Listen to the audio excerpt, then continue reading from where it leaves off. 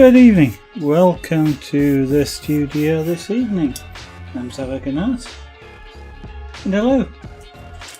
That's kind of backwards to what I normally do. Okay, so tonight is a portrait, commissioned work for Christmas, so I need to kind of get a move on with it. So now I've got a choice with this, as you often do with pyrography, and that is, which way round do I do it?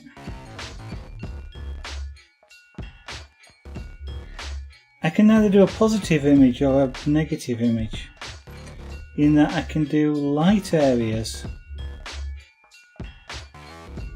dark and dark areas light.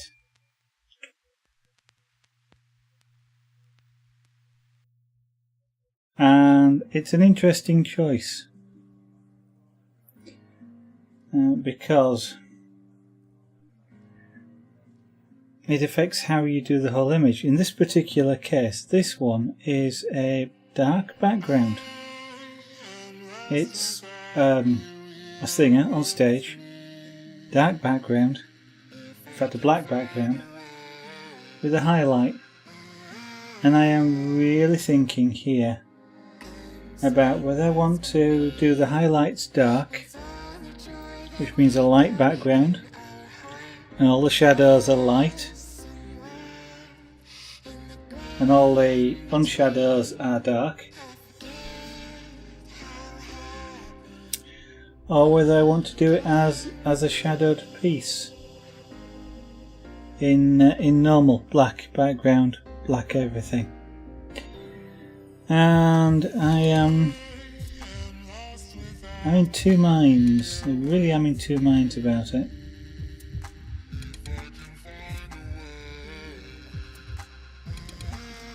Mainly because it's relatively difficult to do. And that's what's got me in two minds.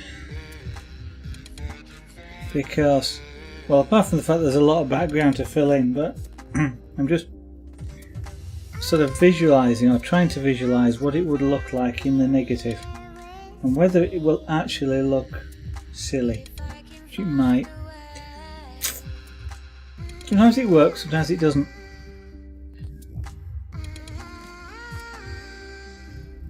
Okay, let's try this in a positive rather than a negative. So let me put the fan on, move that stool out of the way.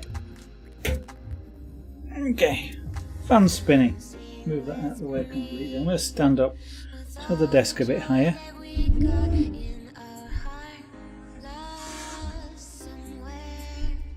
We're at full height there. Okay. Stay! Things falling off over there. Right.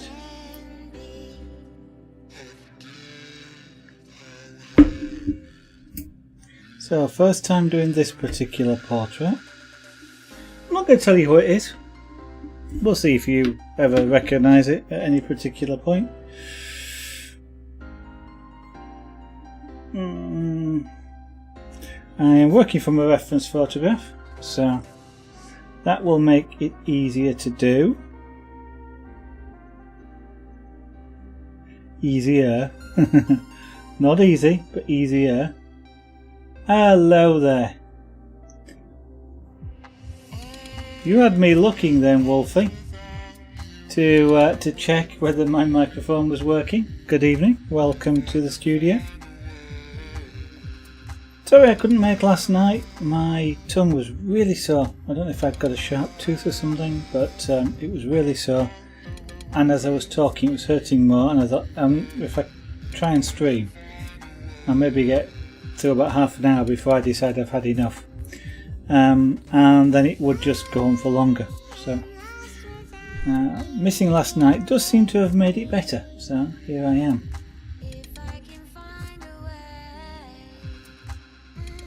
You've seen on Twitch. You've been broadcasting, have you? I thought you didn't have enough bandwidth to broadcast.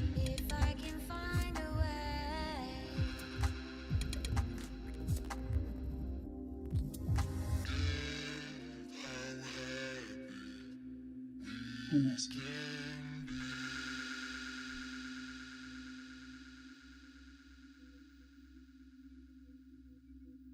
Okay, I'm confused. It's easily done, but I'm confused, Wolfie. My message. What message?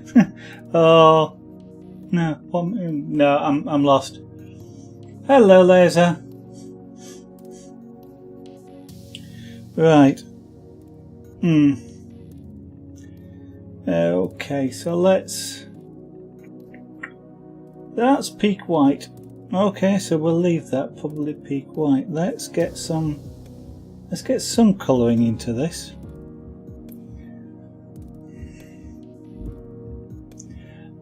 It's better today, thank you very much, Laser.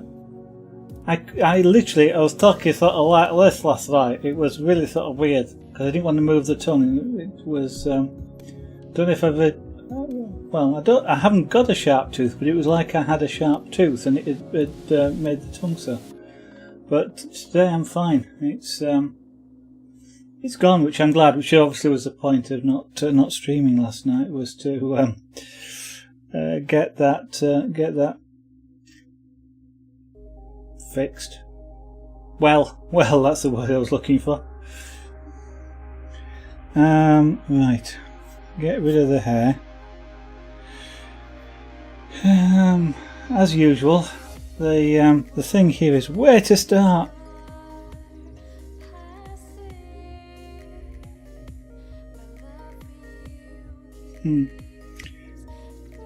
Always a difficult question, where to start.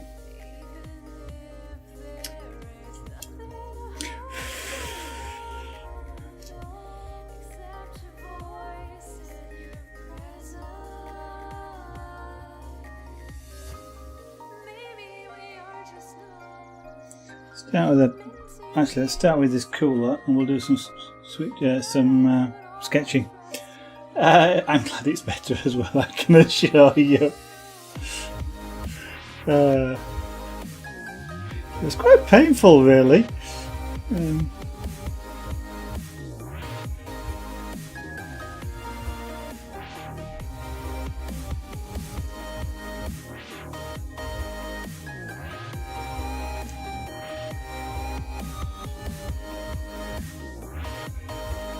So starting just by sort of sketching in some marker lines. I've got some pencil lines on the board as well, so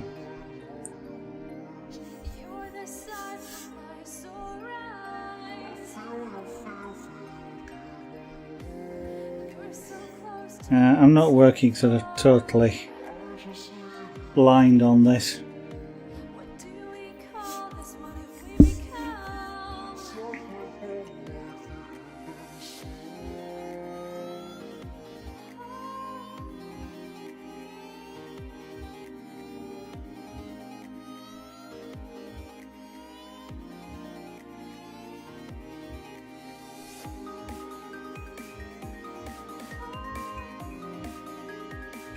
Yeah, about there, I think.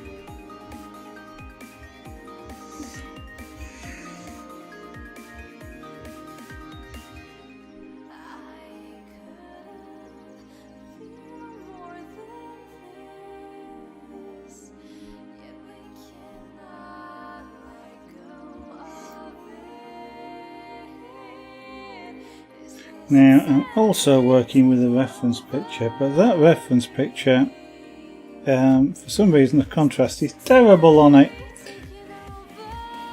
Or rather, well, I suppose it depends on your point of view. Look at the same thing on the computer screen, I can see a lot more detail.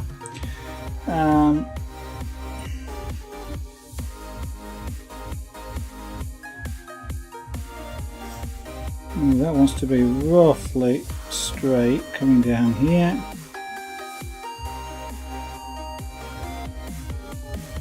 What I'm going to do is probably fade that off.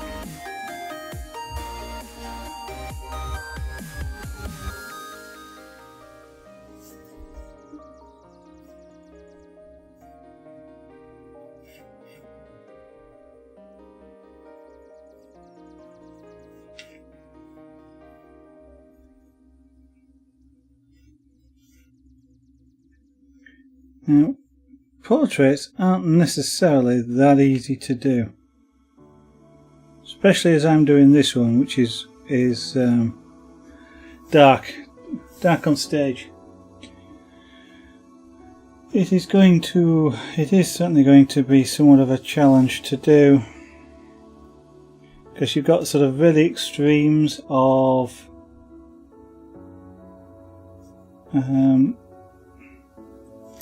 what's the word I'm looking for? Contrast.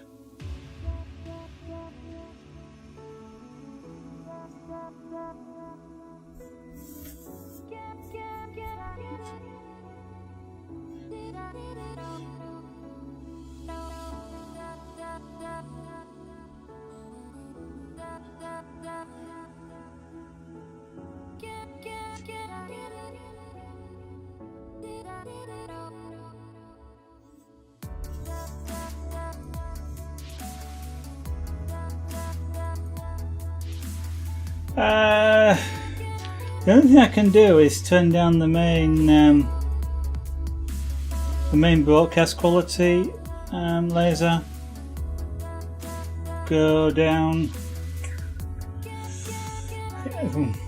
I can reduce the bit rate, but if I reduce the bit rate, then what you'll get is blurred as I move like this. You'll get blurred pictures. If I spin the board, it might be a couple of seconds or more before the quality catches up with it, as if I reduce the bandwidth. And the other thing, reduce the actual, because I'm running at 1280 by 720, so I'm running in HD. I shall think about it, see what I can do. Unfortunately, I don't get transcode, not by default anyway, so we don't have that option. I shall see what I can do, see if I can trim it down. I'll trim it down again. You got any sort of idea as to what would be okay for you, Laser?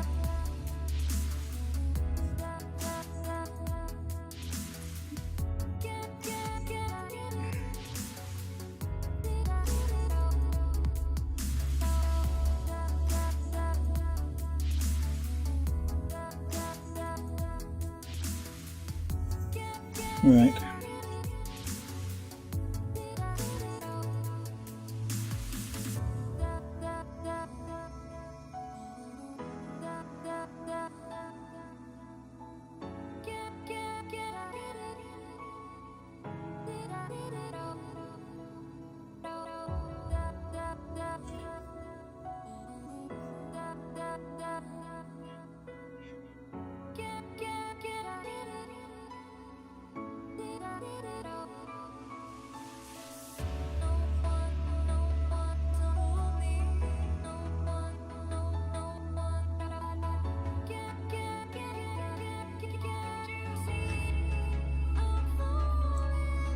So I'll probably start by working, as often I do, lighter.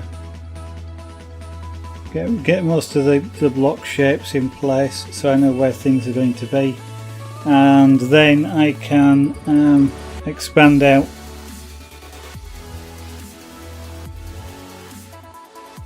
from there and add the really darks in.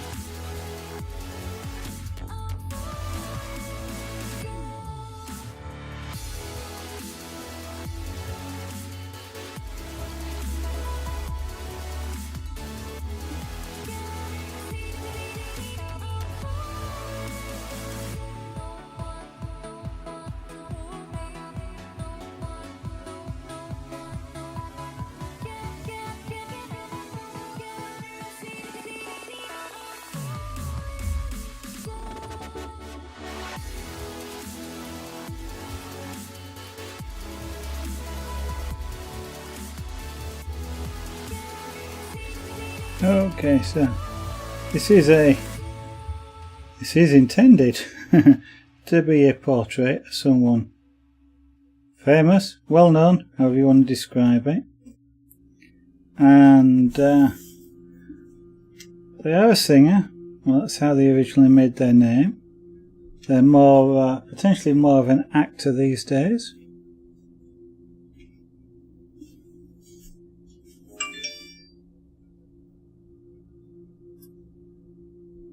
Now, if that's so, that would kind of like be there, but we're coming down there.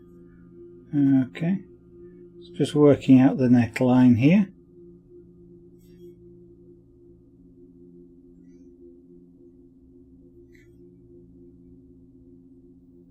And it's quite a it's spotlight, as people on stage often are.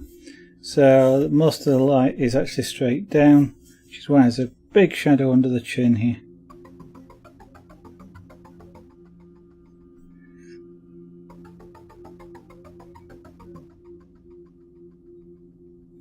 The big challenge on this one, or one of the big challenges on this one, is going to be the really dark blacks, which it'll need to make it work properly.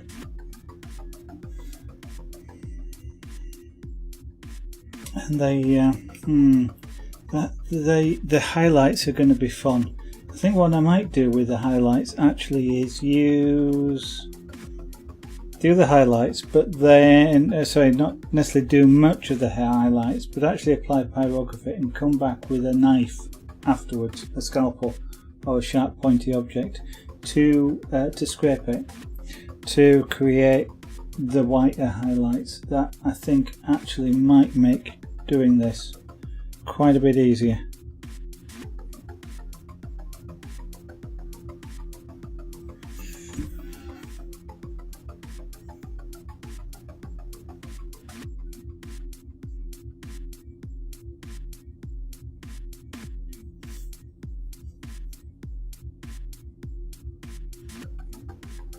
Right.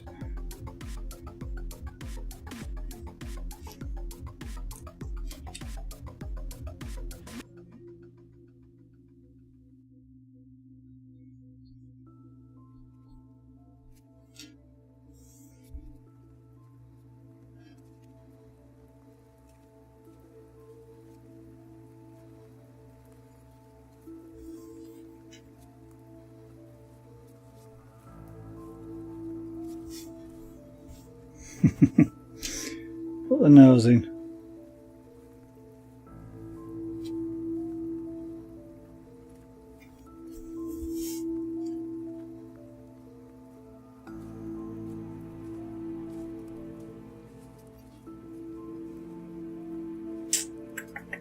Best way to do the eyes? Not sure at this point.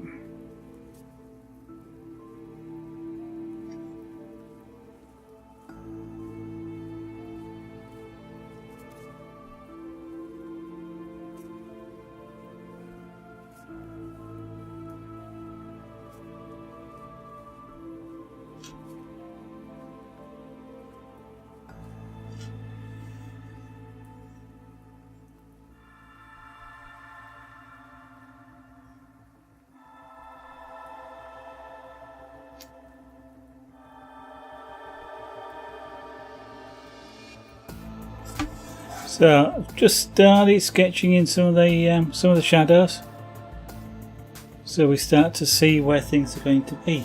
Eat more chips. Hello, good evening, welcome. That's lots of people here tonight. Nice to see you again.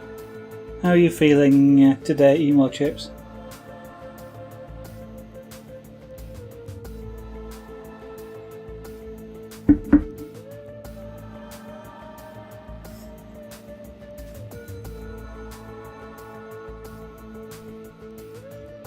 Some of that there. Right, and then we've got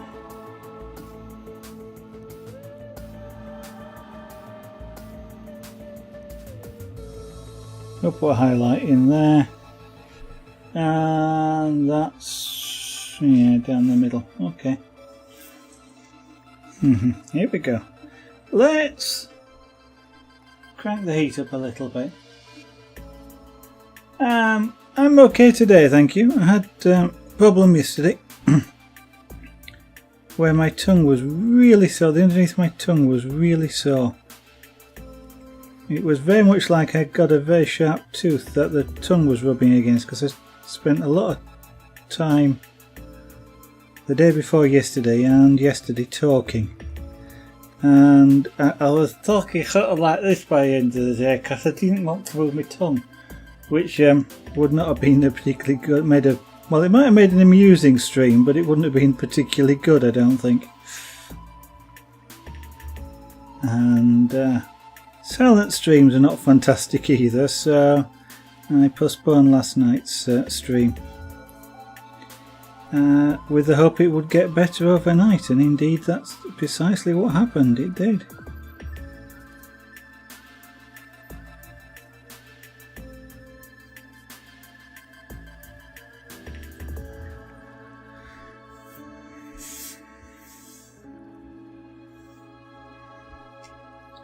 Now, one of the difficulties you've got when you're doing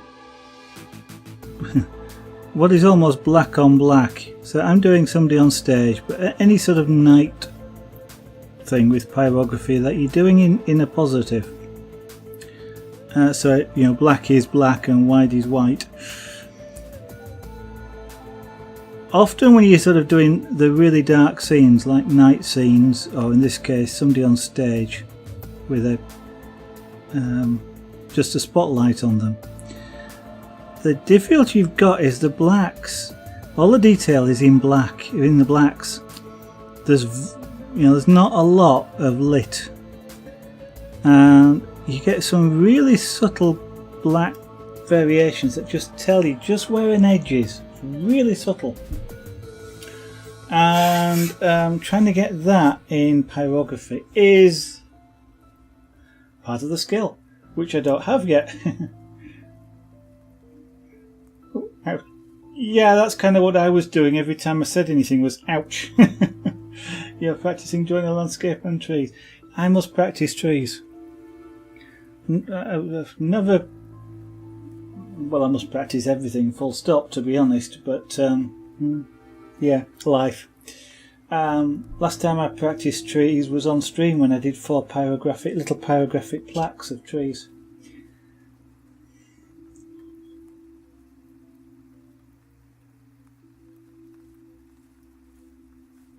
That was quite good fun, actually. Just take an isolated tree, just a tree, nothing else, and just drew that. Yeah, I think it was a poplar. There was a palm tree,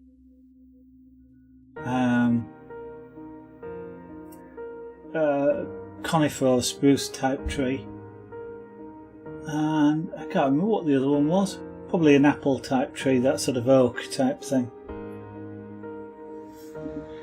And that was quite good fun, just to do those in isolation by themselves. So not in a landscape or anything, so there was no. They didn't have to fit or anything like that, which was they made it a lot easier.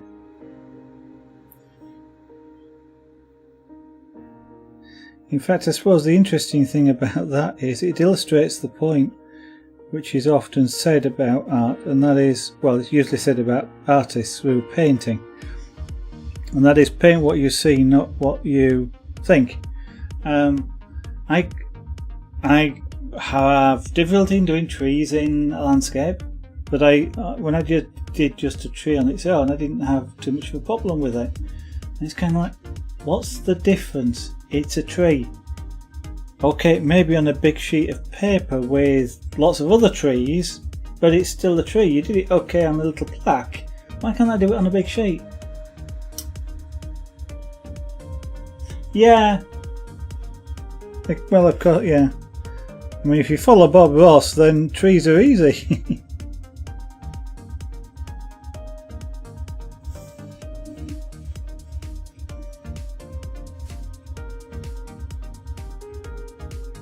Okay, so I'm doing a mic stand now.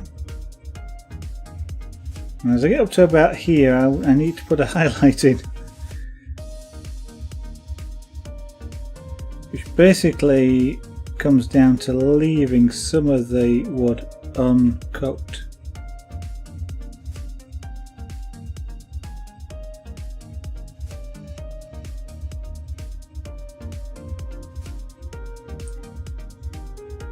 Now this is about as black. Well, this is I think the blackest part of the image.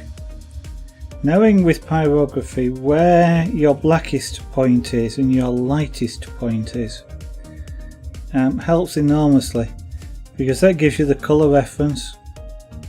Because often your lightest point you don't colour. You do sometimes apply just a little bit, but you often don't colour it, and your blackest point is about as dark as you can get it. Dash block. Yeah, it is. With a fan brush. Yeah. I have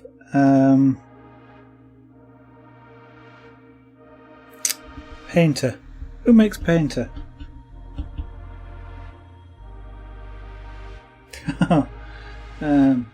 The Painter application. I am now currently struggling to remember who makes it. The same people who make Paint Shop. And I still can't remember it.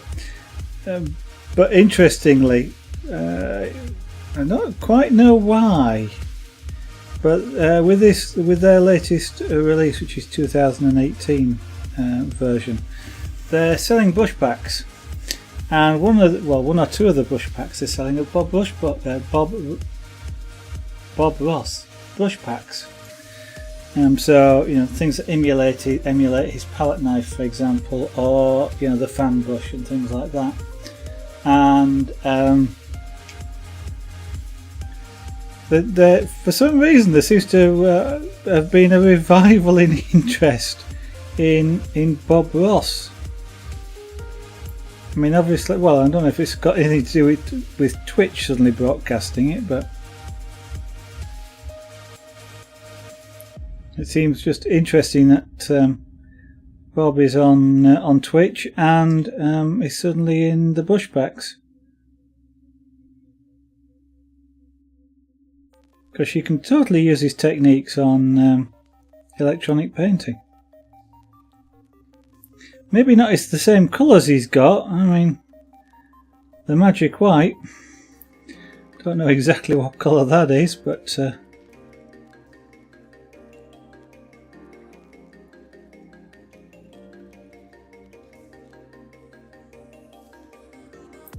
it was quite fun when I long time ago now, when I started when I went to get my airbrush, I've told the story before, to paint the computer case. Lady Zara was somewhat sceptical of my ability to do so.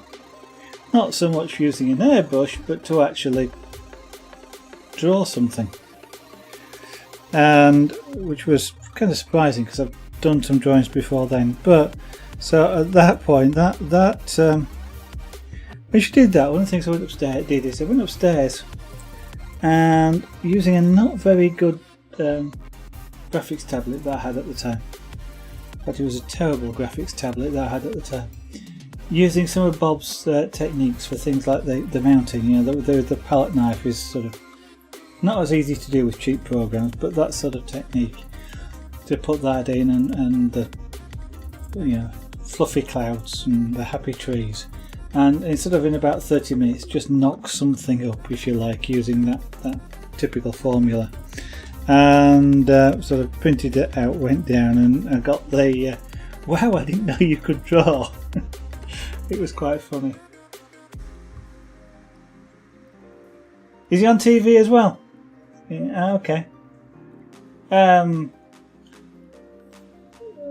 would say on what Eat More Chips, because different countries, of course. And when you get back, that is, and of course that means you won't have heard what I just said. Your internet is finally keeping up, Laser. Well, that's good. I'm glad that. It's nice that you're able to watch.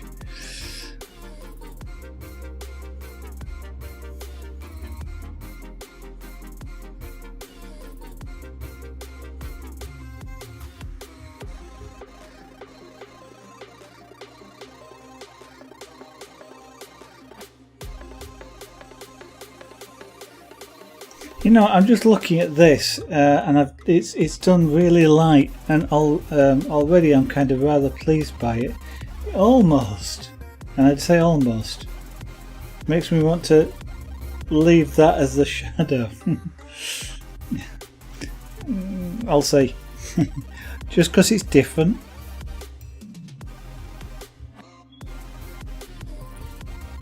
What I've been commissioned to do is to create the portrait using pyrography. It's entirely up to me how I do it.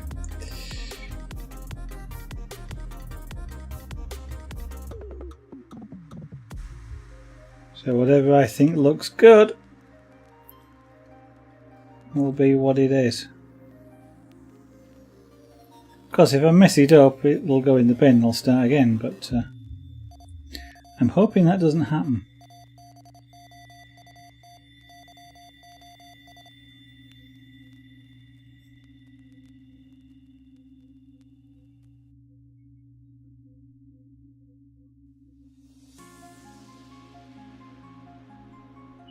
And for anybody that's watching that thinks that pyrography can set wood on fire, here I am holding a really hot tool close to the wood, really moving it really rather slowly, and there isn't a lot of flame.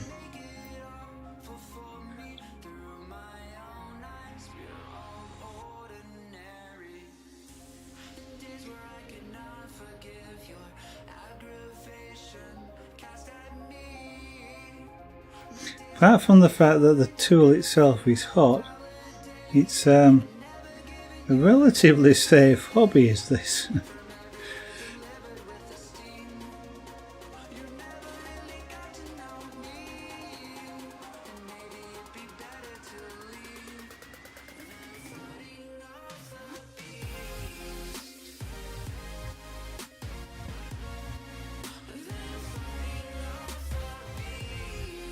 Because I might not necessarily let young children do it, except under really close supervision, just because I wouldn't want to have pyrographed marks in the tabletop.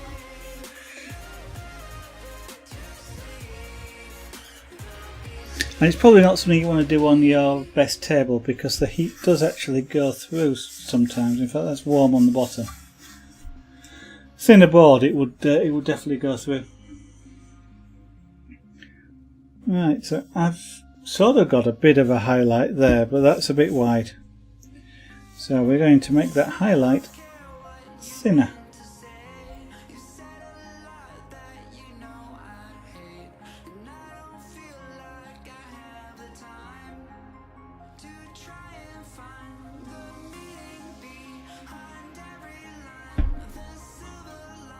Now there are a few little flies around recently.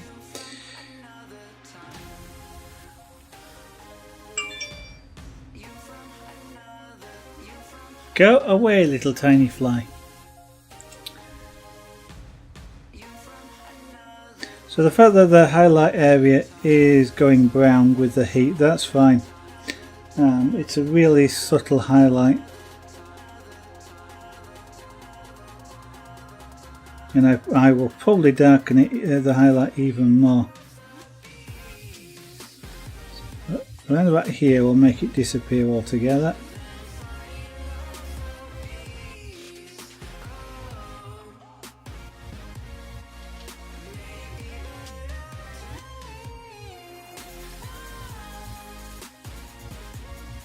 And you spoke too soon. Okay.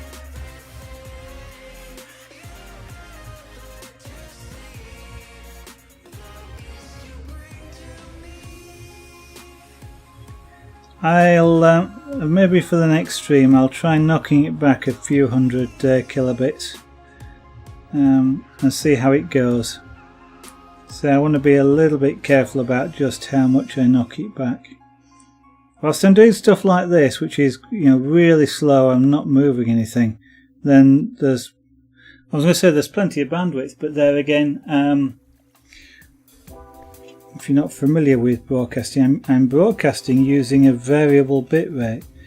which means that whilst I'm doing not much here, we're not actually sending a lot of information. My average bit rate is about 2.4, 2.5 megabits, but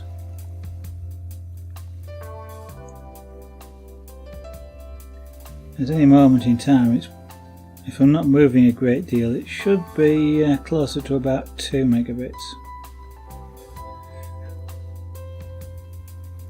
Maybe that's the answer, layers. I just move really slowly.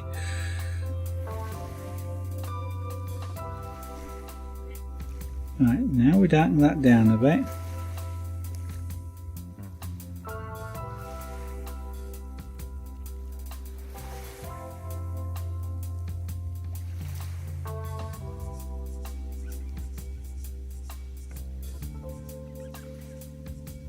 Like that. And that probably wants even more darkening down a bit more than that, but we can come back to it. Oops, I didn't bring this up quite far enough.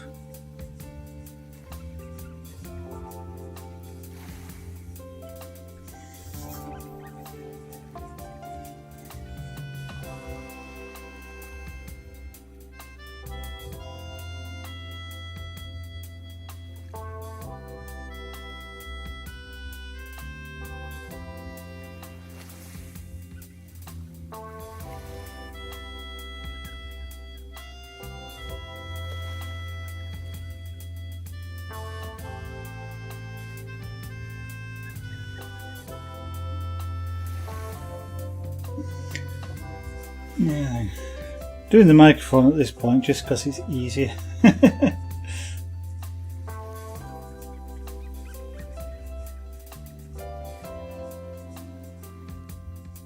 Doing to the big blocks, I've got the basic things in, but doing the big blocks kind of makes it feel like I'm making more progress.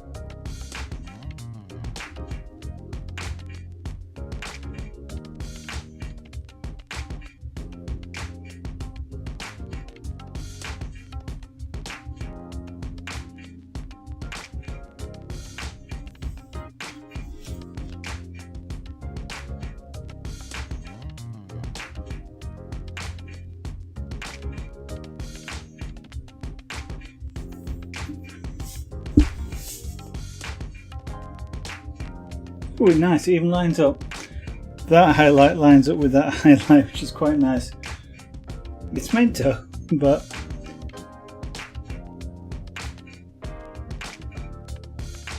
it's nice when it does.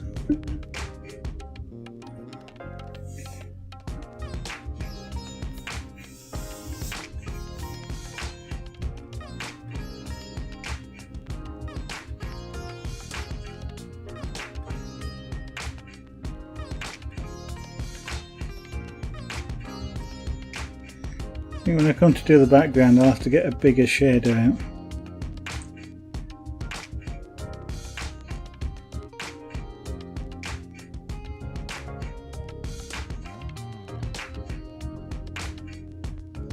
It's a bigger shader just purely because it's bigger, which is more. It's a shade which is more meant for doing large areas, which of course is what this will be when I come to do the whole of the background.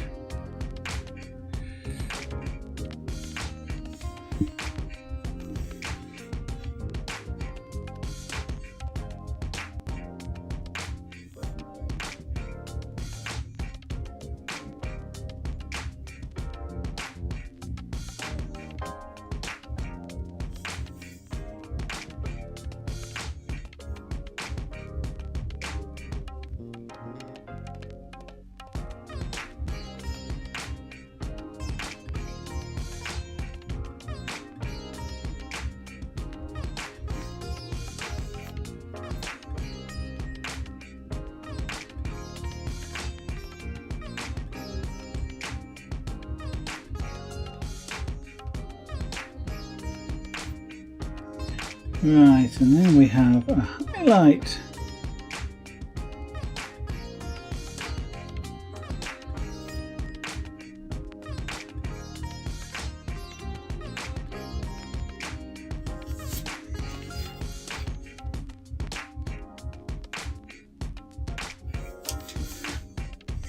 And I've got a highlight across the top of the microphone, which I have to remember is there. Let's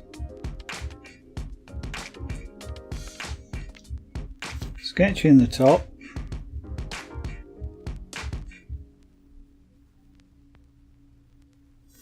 Like that, and then what we can then do is come in with the darker colour just underneath that sketched in top.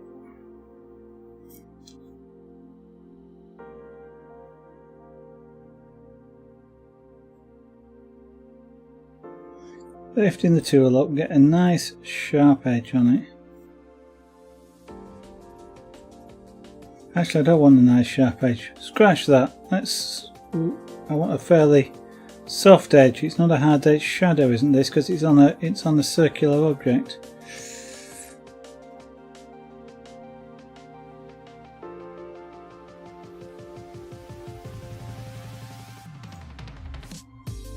You've got sweets.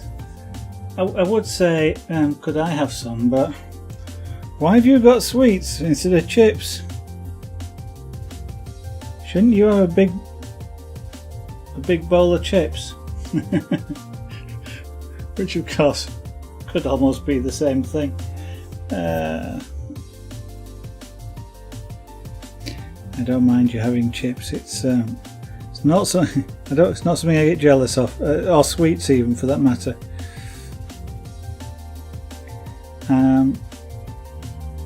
I don't mind sweets, but often I quite often would prefer just to have something like a cauliflower.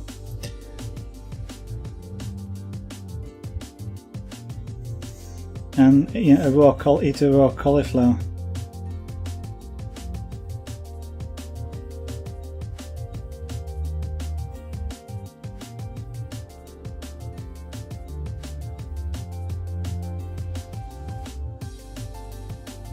Or broccoli.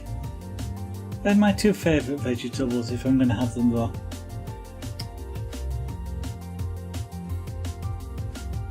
One of the things we sometimes do, even in winter, but especially in summer, is we have a mixed salad.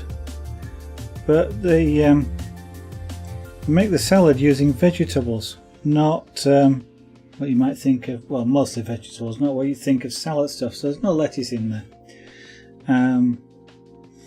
It's usually things like cauliflower, broccoli, cabbage, mushrooms, peas. What else would go in there? Mentioned carrots, capers, onions, and I'm sure a couple of other things. We usually throw tomatoes in, may sometimes throw cheese in with just a nice simple olive oil and vinegar dressing. Toss the whole thing. Great big mounded plate full of the stuff. Your internet go down. I was just referring to the fact that you've got sweets, and I'm not usually that bothered about sweets. I tend to prefer to have vegetables, raw vegetables like cauliflowers. But I was also saying, shouldn't it be chips that you've got, not sweets?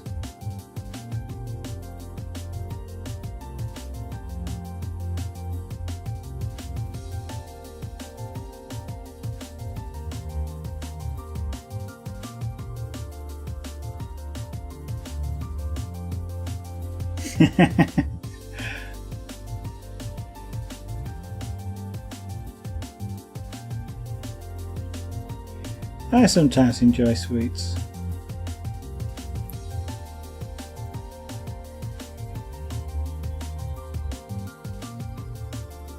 I think sometimes if we're going to buy something sweetish like, actually I'd probably, well, no, I mean I do sometimes buy sort of chocolatey type things like Mars bars or Snickers bars, these sorts of things.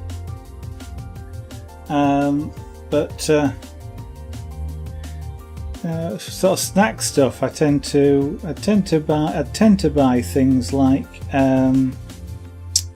Pringles or Doritos, not necessarily Doritos themselves, but a cheap supermarket version of the same thing in some of the spicy flavours, because I kind of like the spicy stuff.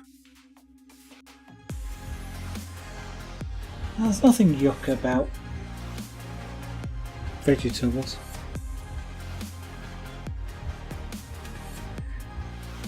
I don't know if it's still true, but from my generation, which is old, a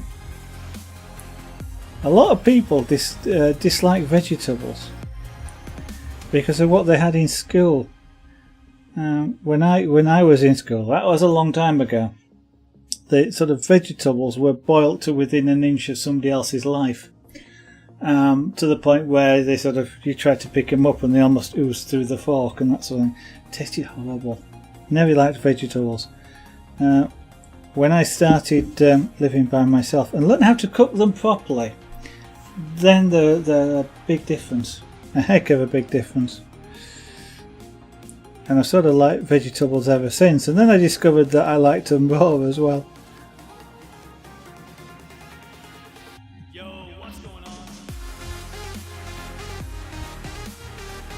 Fresh peas, you can just take peas, open the pod and eat the peas out, and then you can eat the pod afterwards. I'll turn it into a soup sometimes. I don't necessarily eat a lot of fruit though. Apples is about the only thing I like fruit which is really firm. So I, for example, have Granny Smith's apples. They're really firm. People say they don't have a lot of flavour, but I like them as opposed to some of the others, which taste like you're biting into foam to me. Pears the same. I like really hard pears, not the soft ones. But it's just how I feel like at the time, Oranges, quite enjoy oranges. One of the things I always used to do, used to be quite fun in. When I go on courses, especially for work, where the residential courses, one of the things I used to do is I don't drink a great deal. I don't mind the odd pint, but back then, especially if I was driving in or anything, I drink lemonade, which always comes with a slice of lemon.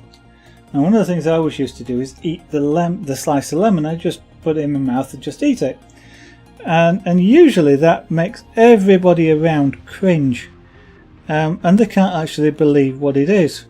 And so the thing is, they buyed me a drink to get the bit of lemon to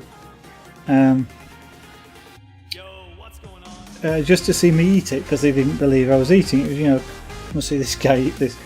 And more than once, one or other of them has gone to the bar and got a full lemon, and I've brought it back and I've peeled the lemon and eaten it. So vegetable, I said, it sort of, the only effect eating a lemon has on me, it makes me, I do that, I close one eye, it sort of can't open it. Don't know why. It's obviously a stimulation reaction of some kind, but yeah, it was a good trick. It got me many a free drink.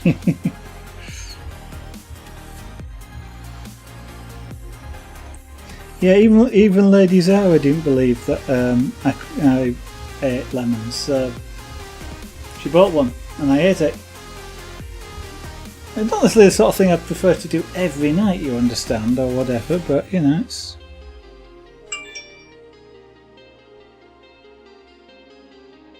They have their own flavour, shall we say.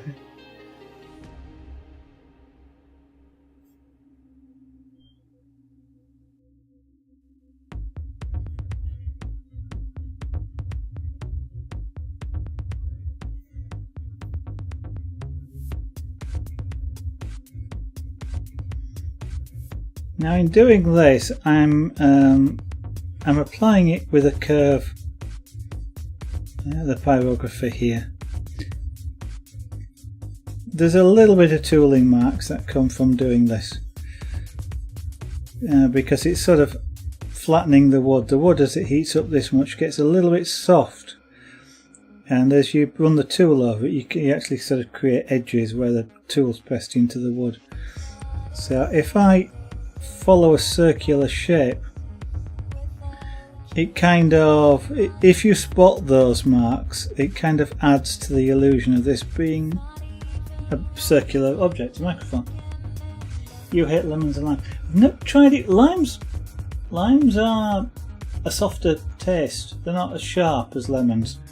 And I actually prefer limes to lemons.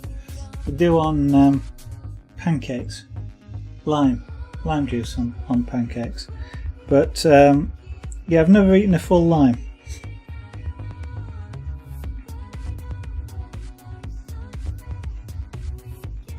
So what's the favourite fruit then, Eat More Chips?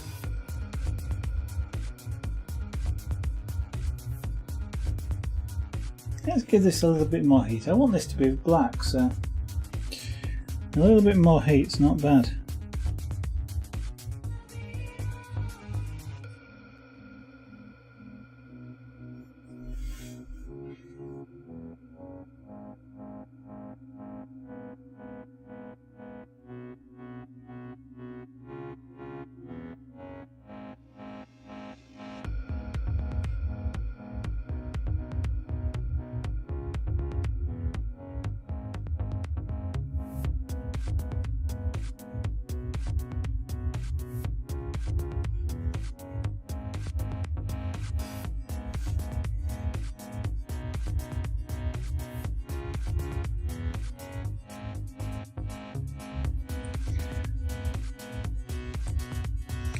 One of the weird things that I find for me is that the more fruit I've got in the house, the less I want to eat it.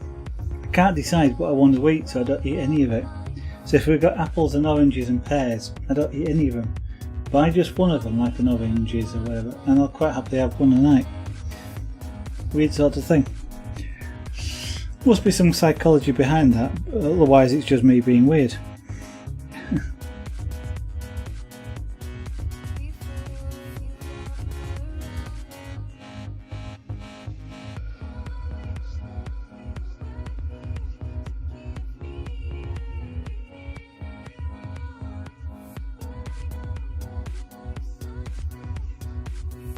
Now this gets very slightly lighter as we come around the top of the microphone, so if I don't achieve it, not so much of a problem, but if I'm just after a better looking effect, then as I come up here I want to just make sure it gets really subtly lighter.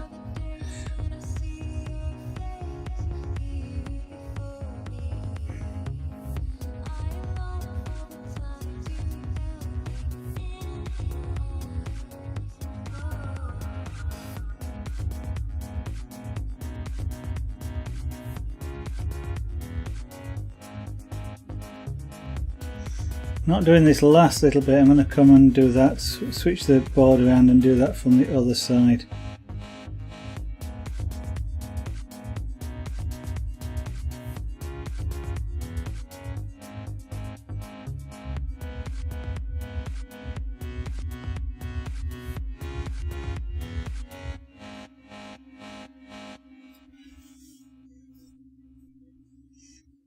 Hi there, Wolfie.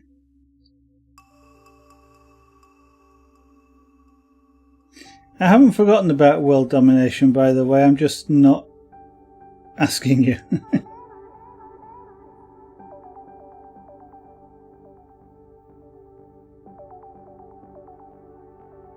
How's the game going, by the way?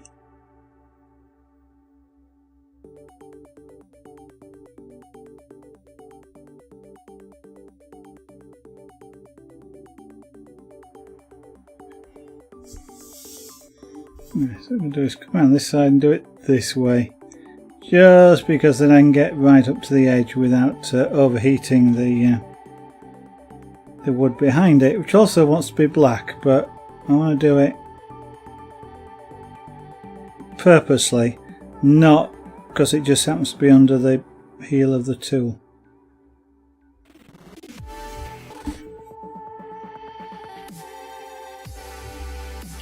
And I also want to get in, if I can, a highlight. I could scratch the highlight, but I'm going to see if I can actually get the highlight in just purely with pyrography.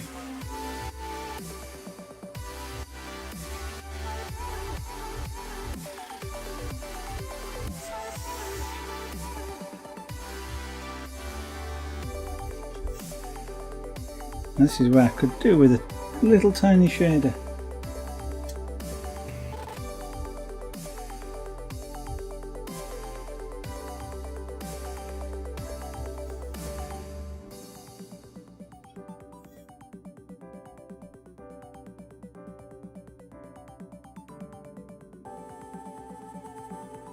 Now a lot of that highlight just around here you won't actually see until we do the background.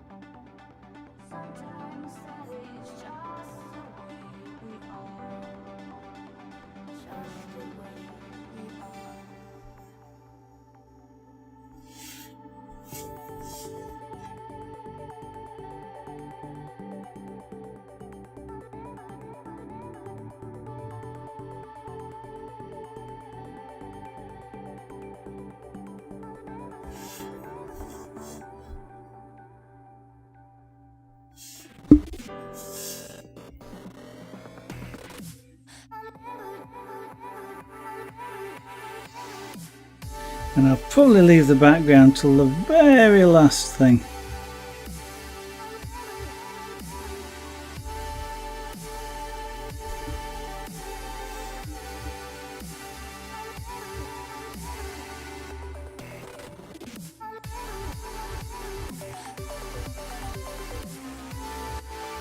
Your laptop died today, but you having to work on the Google Drive, so everything's backed up. Nice going.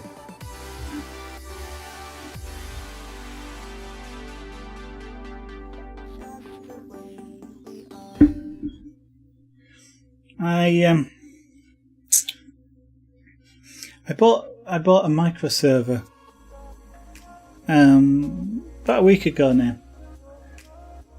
It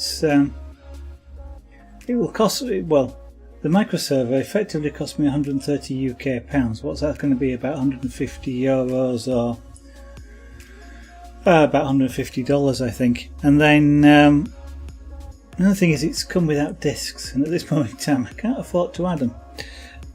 But one of the reasons for getting that, apart from rebuilding my master virtual host machine, so I can run the two as a parallel pair for failover, is so I can actually set up a backup solution. I use Windows at the moment as the backup, but if that only backs up the Windows machines, the laptops and the desktop machines. And I kind of need to back up some Linux machines as well. And for that sort of reason, I mean, at the moment I've got the master DNS node in the house, the master DHCP server, and the master automation controller. They're all on a Raspberry Pi with no backup at the moment, and that will be a real pain to rebuild if I have to, especially since I will immediately lose access to the internet if that goes down. I'll have to reconfigure everything just to bring it up. So it's something I need to get to work on, I think, is building that server.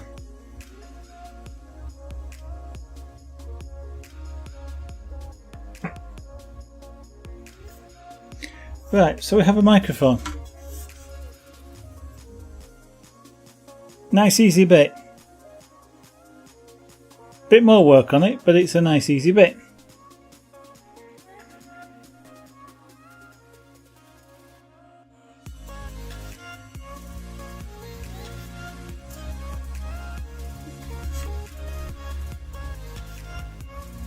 Yeah.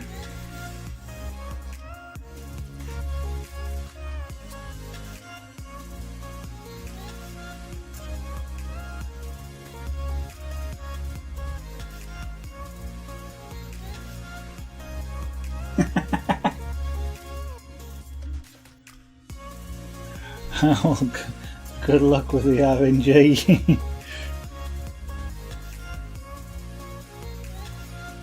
Last time it wasn't very nice to you, if I remember rightly.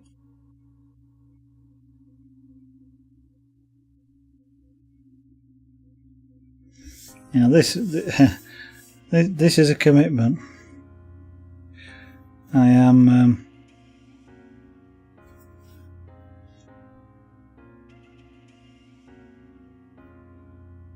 making this really black. If I've got this in the wrong place, tough, I've got that in the right place, no matter what happens.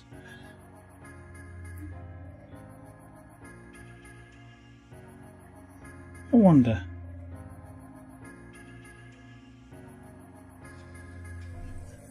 Maybe I should switch pens a moment to this.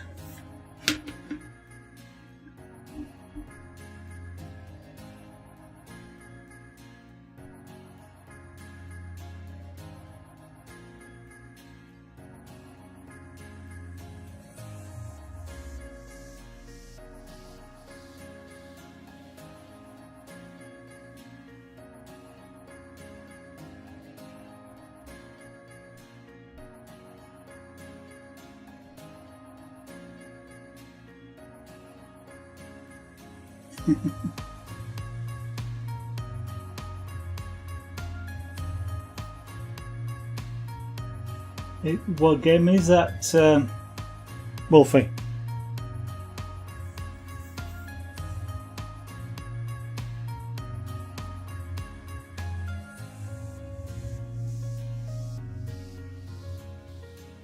Turn that down, because I'm about to do the eyes. Oh, Hearthstone.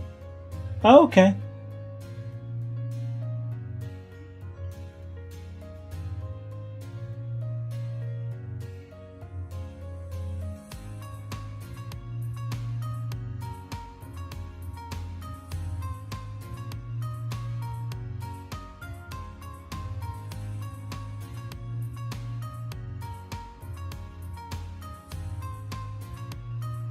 I thought that was just PvP.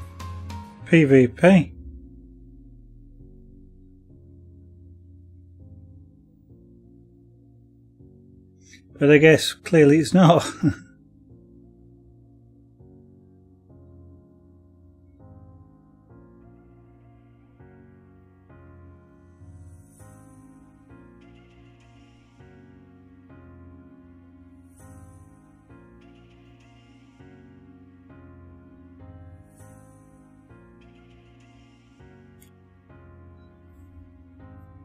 Should really be a highlight in there. I might try and scrape one in afterwards. Oh, okay. That's what they've added, is it? Play the environment. Interesting.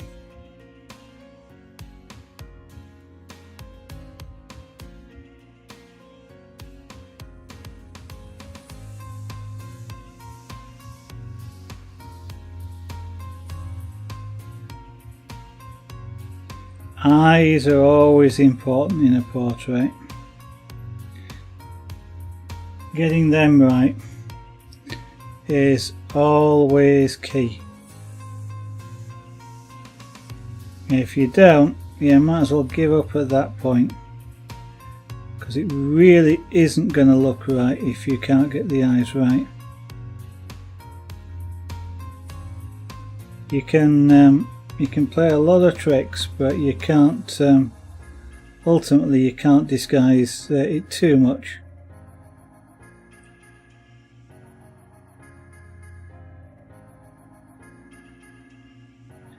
Generally speaking, it's why I like to do them quite early on if I can.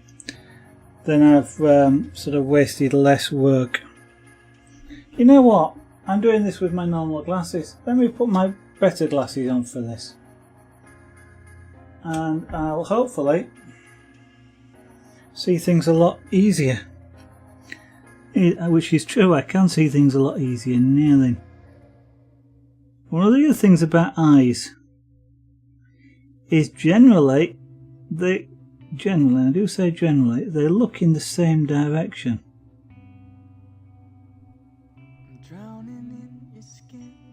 So one of the tricks is to make sure that they actually do.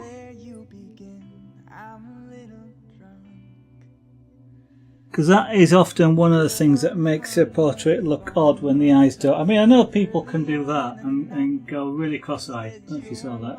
Some people can make them diverge as well. I can't.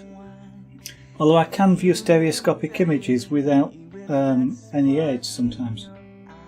No, I don't. Thanks, Wolfie. I know you'd beat me.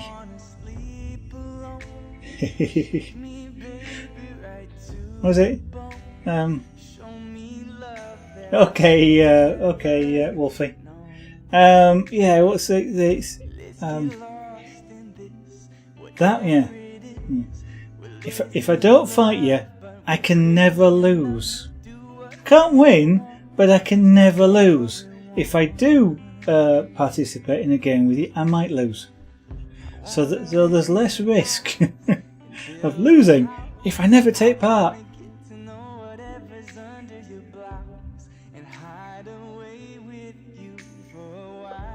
I tend not to go in for things like leaderboards as well. They don't tend to interest me fantastically. Sometimes they'll catch my interest, but most of the time I'm not really into things like leaderboards.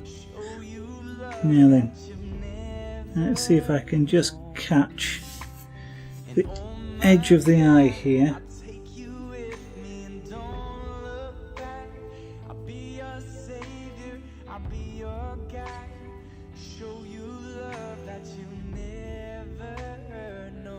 Like that.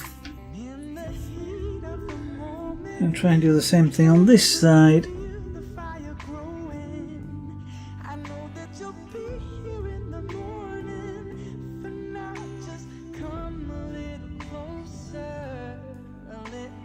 Now this will actually disappear mostly into shadow, but it's still very subtly there.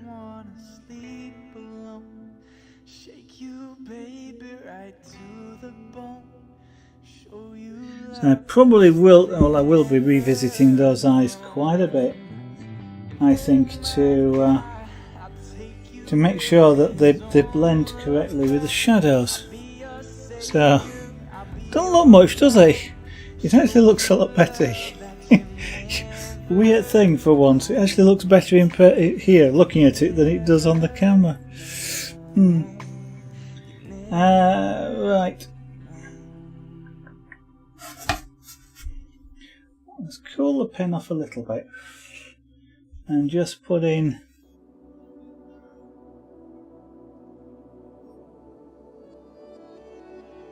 a line around there.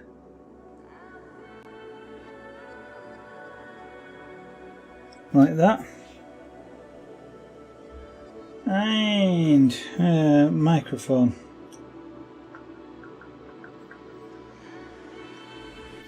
Now then. And now how I'd like to do the microphone. Question is, will it work?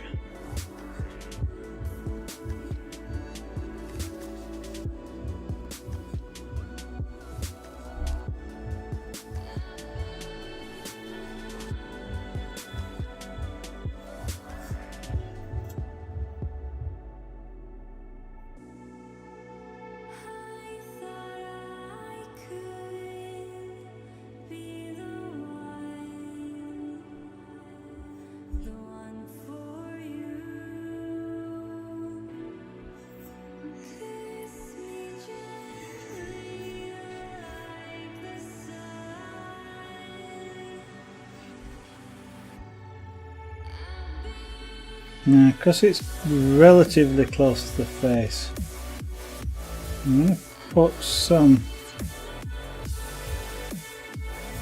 detail into the microphone.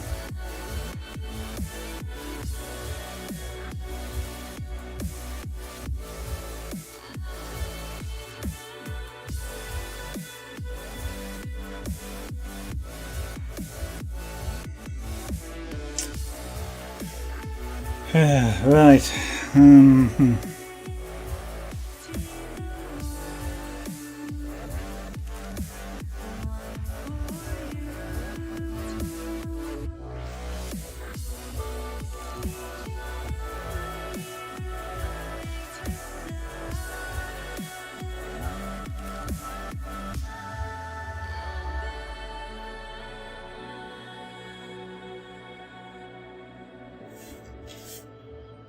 That's going to have to be darkened down for this to work well.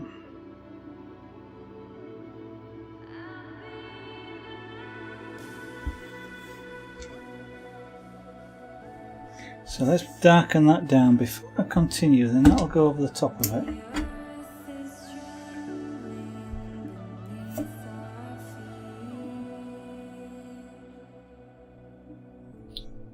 Turn the heat back up. One of the nice things about having a variable heat controller like this is that I can adjust the heat as needed. Turn it up, turn it down to match what it is I'm trying to do.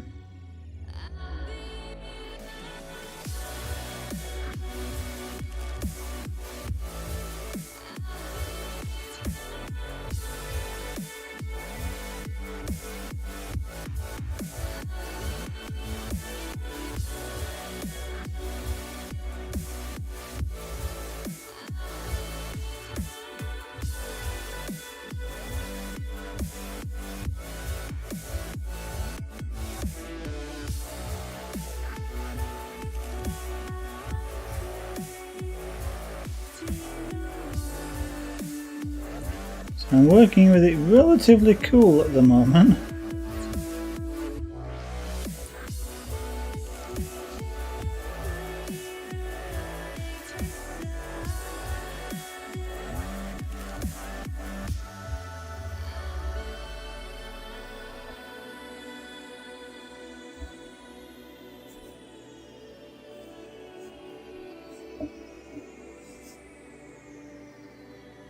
And under here it's going to be virtually black. Okay, more chips, thank you for dropping in. Nice to see you again, and I hope you carry on being well. Hi.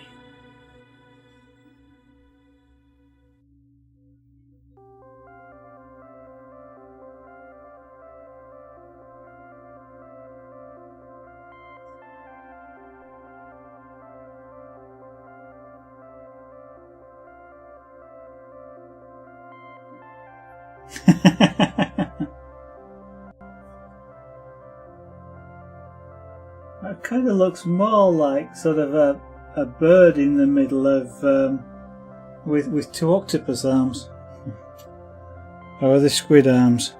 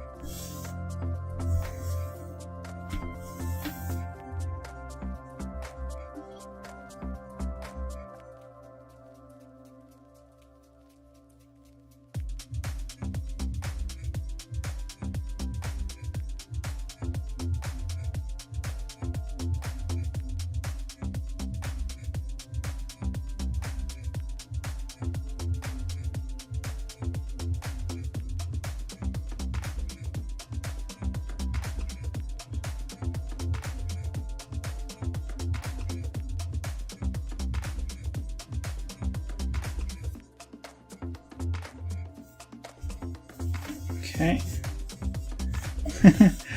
I've never felt, well, that's weird, I feel quite confident about this, which is kind of unusual for a portrait. I'm usually never sure about it, basically until it's finished. But I'm kind of feeling quite good about this one. I don't know if it's because just experience. I mean, every time I do a portrait, although they're always different, of course it is just more experience. And I don't know if I'm just feeling more confident because of the experience, or just it's just coincidence, but this looks good. Now what that probably means is it's about to go the proverbial down the pan, but we shall see.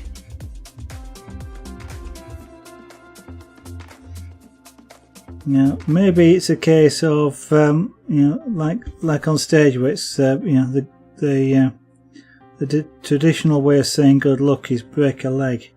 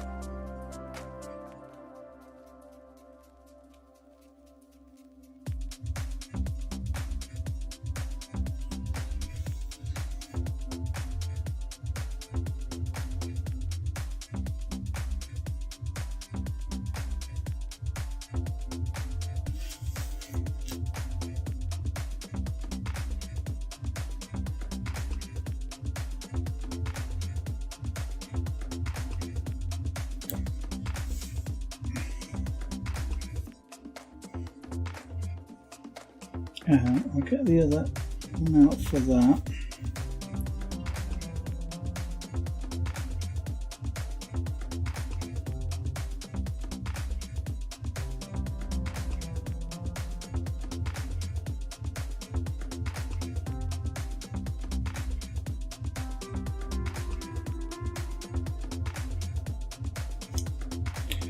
That's still too light, but we're getting there.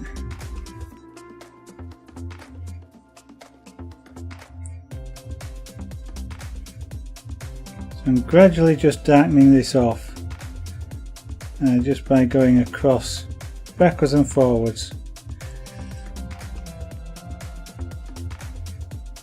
And I'm not trying too hard to be smooth about it. I am kind of hoping that it's going to have sort of a slightly rough, rounded sort of look.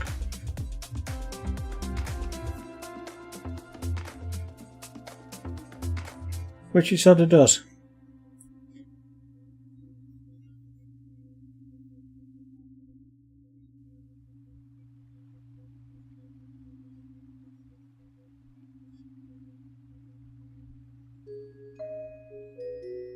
Because we are talking about a microphone, it's got like a mesh on it, which of course is it's partially the breast or the windscreen, but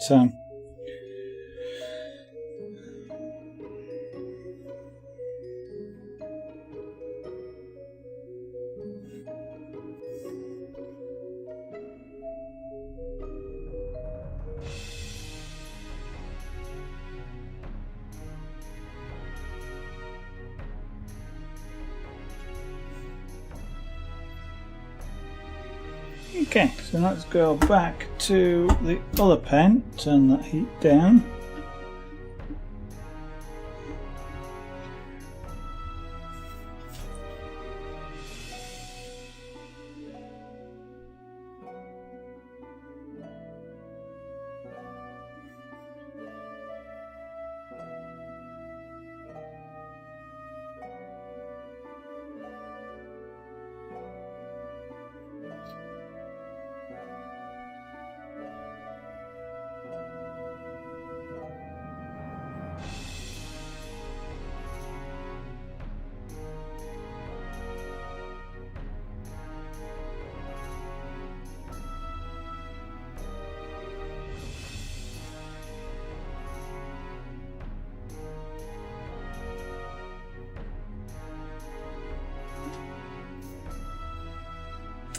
Well, it's not exactly the effect I was after, but I will accept it and carry on.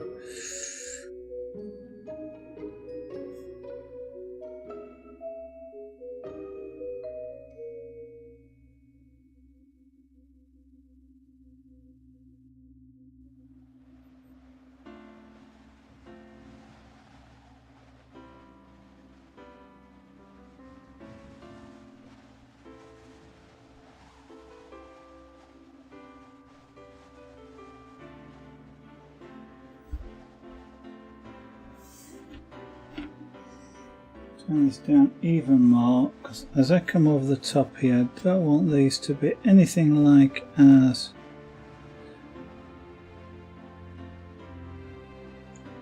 strong.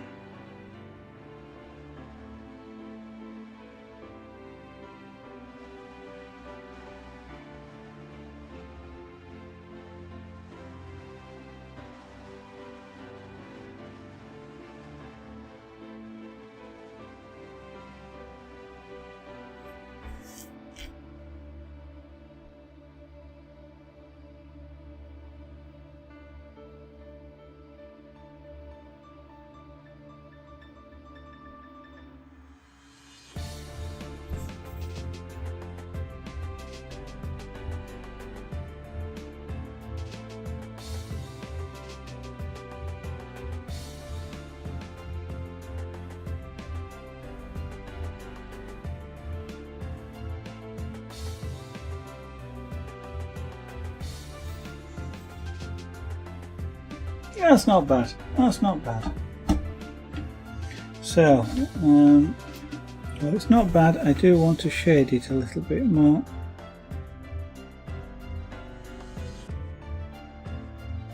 Oops. Use the right pen, and not only that, turn the temperature up. I'll get further.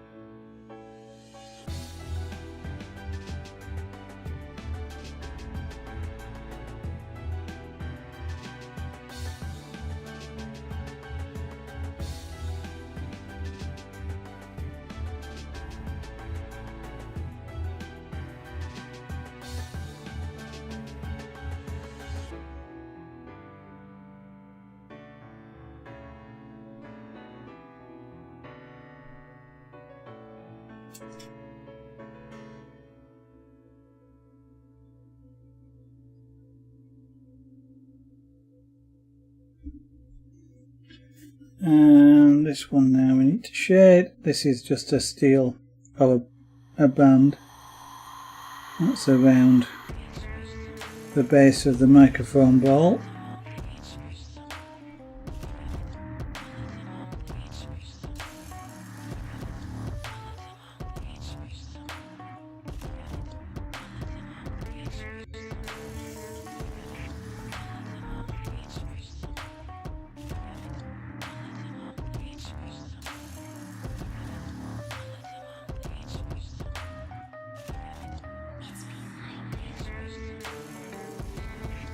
Like that.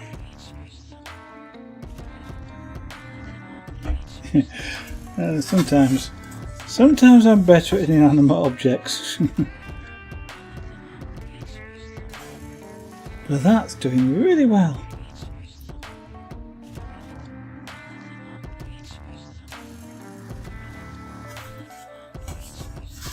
So, let's carry on with the momentum for a little while at least.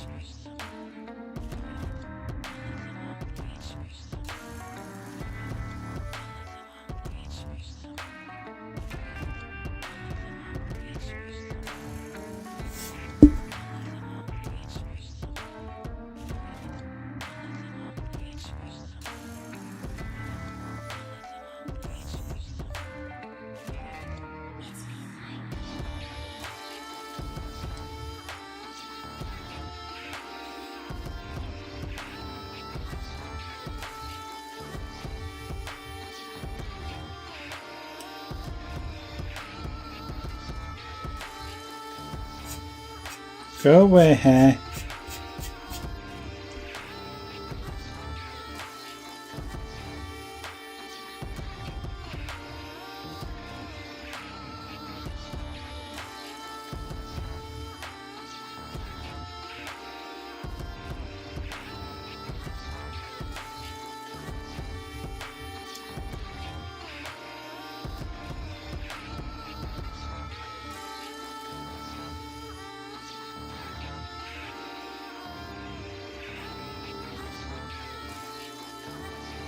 Now, dark shadow under the chin. This probably isn't dark enough.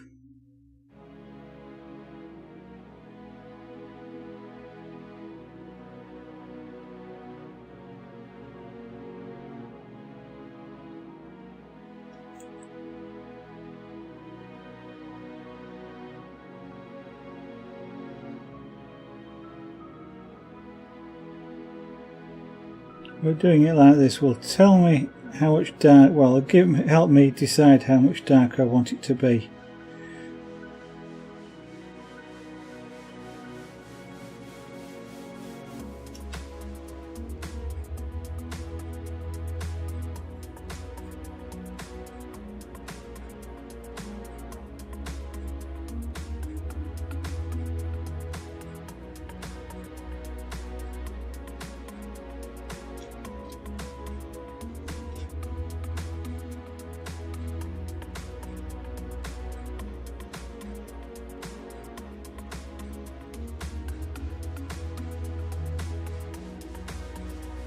That's probably going to continue further down than here, but for the minute I'm just leaving it to this area of the neck.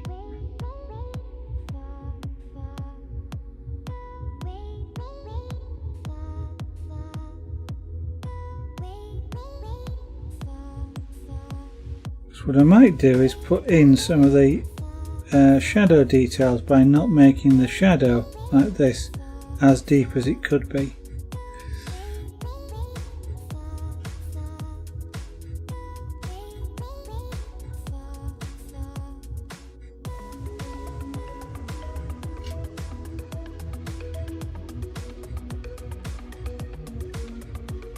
So at the moment I've got leeway to make some bits darker than this. So if this were to represent the darkest sort of shadow, then you know that's why I can have that, like the microphone stand, which is even darker still, show up against it.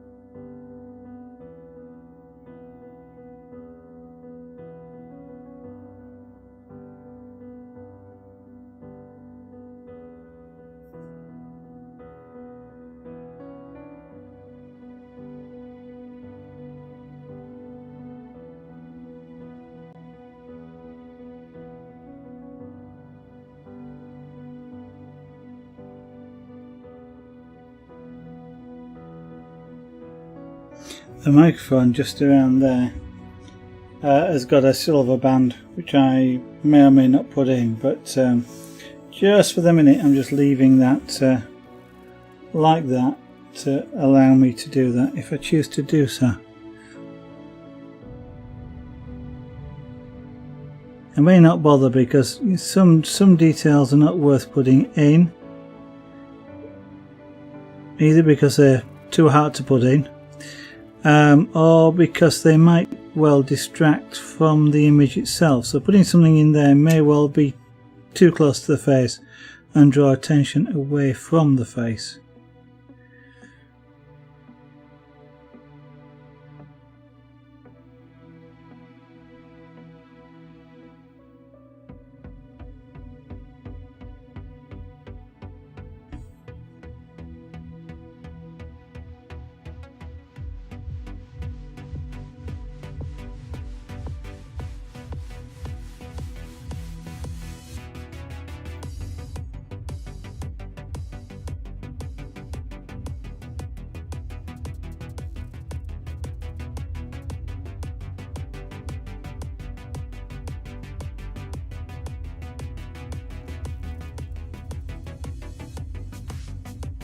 Now, although I may make this really black, I want at least initially to have the colours reasonably smooth across the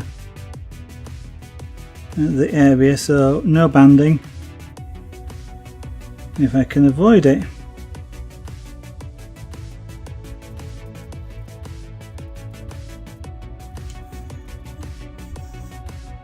okay.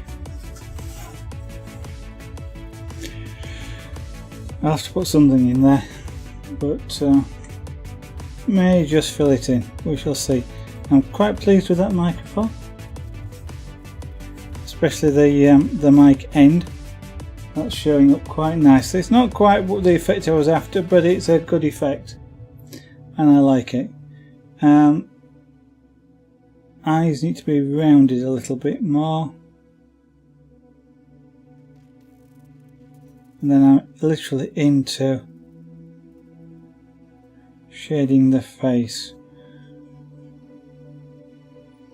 Yeah, I've got a black shirt down here as well.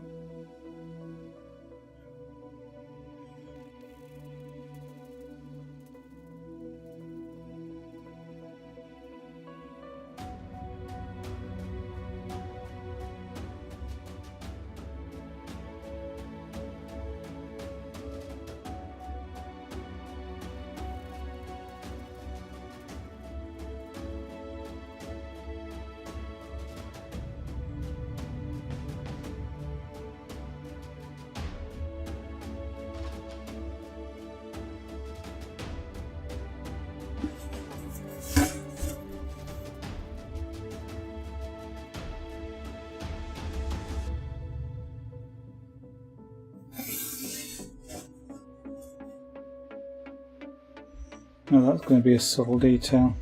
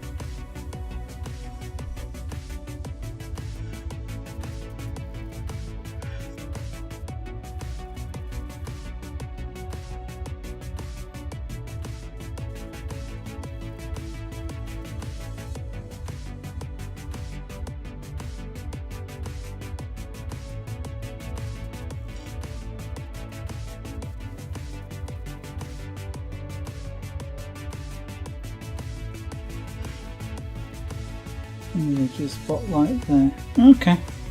Right, I'm just sketching in a few lines for next time.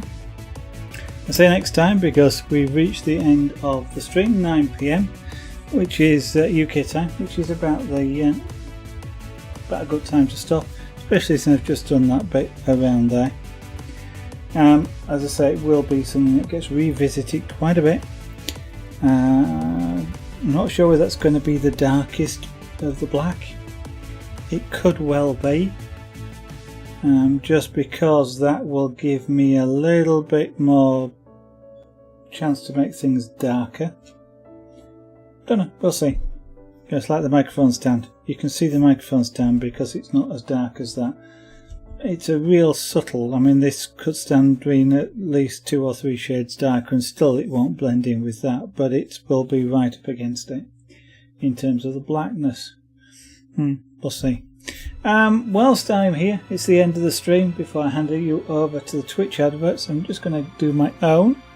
Hey, I'm getting better at pointing to the big blue box at the bottom with all the URLs. You've got zaragonart.com there, which is my own website. Work in progress, but it is starting to tell you things like what's pyrography, a little bit about some of the pieces that have been done, like Salute to Sunset. It is a work in progress. I'm busy at the moment uploading videos to YouTube, youtube.com/zaragonart. All the old Twitch archive, all 3/4 of a terabyte, 700 gigabytes, 700 plus hours of video is being uploaded. I think in total there's going to be something like about 500 videos for the Twitch archive, about another 80 to go. Well, I suppose it would be 81 after tonight, but we'll get there eventually. So if you want to see any of the old videos, they are in real time. So a portrait may well be 10 hours. But if you would like to see it, basically it's the old Twitch broadcast. It's a VOD. You can see them there. Once they're all uploaded, I'll see about doing some YouTube specific videos, but that will be not for a while yet. Of course, you've got the 2 social media channels there as well, facebook.com/zaragonart, twitter.com/zaragonart. Twitter especially quite a good one for following, because you'll get the tweets when I go live, tweets when I can't go live. If there's something new about one of the art forms that I'm doing or maybe doing, I'll possibly tweet about that as well. Not a great prolific tweeter, but if you'd like to follow, it's usually, almost always, related to the channel itself. And what else have we got there? Of course, the shop. It's zaragonart.etsy.com, where there's jewellery at the moment, so mostly chainmail and beadwork. Chainmail like this, which I think is great Christmas presents. So if you're interested, take a look. We are coming up to Christmas, so if you are interested, don't leave it too late. They are handmade, they take time, and of course postage takes time, especially at Christmas. I will hopefully also get the opportunity at some point to put things into their shop, like this particular pyrography which we did last, which is a Hearthstone card, or any of the others that may be there. I'll see, I don't know.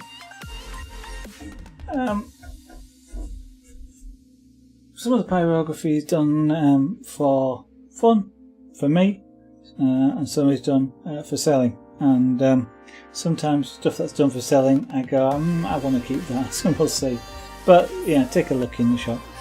And I guess the other 2 items to mention at the top right, the follow me button. Get to see me in your following. Who's live at this moment in time, that sort of thing. Notifications from Twitch as well. And if you'd like to consider subscribing to the channel, proceeds go towards buying things like wood when it's not commissioned, or engraving bits, that sort of thing. All the sort of stuff that you see done on Twitch, on the broadcasts, helps with the funding of all of those. And with that, what I'm going to say is hopefully, tongue allowing and other things, I shall be on again tomorrow night, somewhere between 7 PM and 8 PM. I try and start close as I can to 7 PM UK time. That's GMT at the moment. But it really depends on things like the evening meal and when I get in from work. But we'll start somewhere in that sort of region, going on till, generally speaking, at least 9 PM UK time, possibly a bit further depending on how things are going. And with that, time for the Twitch advert. Thank you very much for watching. Hope I'll see you on the next stream. Bye for now.